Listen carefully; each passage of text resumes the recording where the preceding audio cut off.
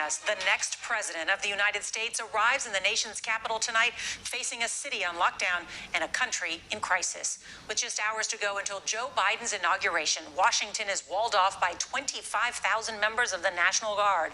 A reminder of the unprecedented security threat right here.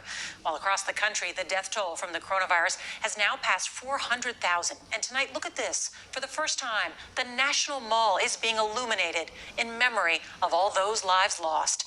And as we come on the air, there are several stunning new developments in that expanding investigation into the January 6th attack on the Capitol. 12 members of the National Guard assigned to secure tomorrow's swearing in have been pulled from their posts, including 2 accused of having links to extremist groups.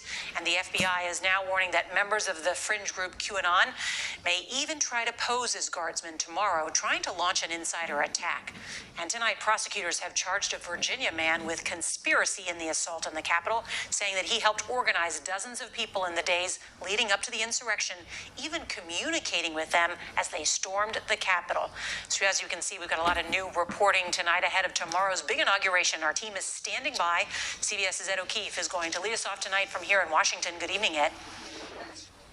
Good evening, Nora. Aides to the president-elect say they know he's facing multiple crises, political divisions that caused that violence at the U.S. Capitol, a struggling economy, and, of course, the pandemic. Tonight, his first stop here in Washington was at that memorial to the pain and suffering endured by so many Americans. Hallelujah, hallelujah. The Lincoln Memorial aglow tonight with 400 8-foot-tall lights surrounding the reflecting pool. The president-elect honoring the more than 400,000 dead since the start of the pandemic, part of a nationwide tribute to the fallen. To heal, we must remember. It's hard sometimes to remember, but that's how we heal. It's important to do that as a nation. That's why we're here today. Mr. Biden is preparing for an inauguration day upended by COVID-19 and security concerns, with Washington locked down like never before. There will be no public spectators in attendance and a mostly empty National Mall, protected by 25,000 National Guard. The president-elect and his family will begin their day with a church service at the Cathedral of St. Matthew the Apostle. Then it's off to the U.S. Capitol, where Mr. Biden will deliver his inaugural address, a speech calling for unity and healing, with a direct appeal to the former president's supporters. Vice President-elect Kamala Harris will be sworn in by Supreme Court Justice Sonia Sotomayor, and Mr. Biden by Chief Justice John Roberts. Lady Gaga will sing the national anthem. Jennifer Lopez and Garth Brooks are also set to perform.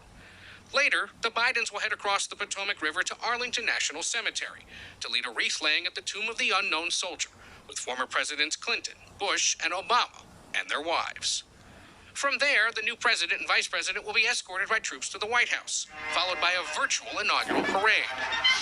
COVID had already canceled the inaugural balls, so the Bidens will celebrate with a concert led by Bruce Springsteen.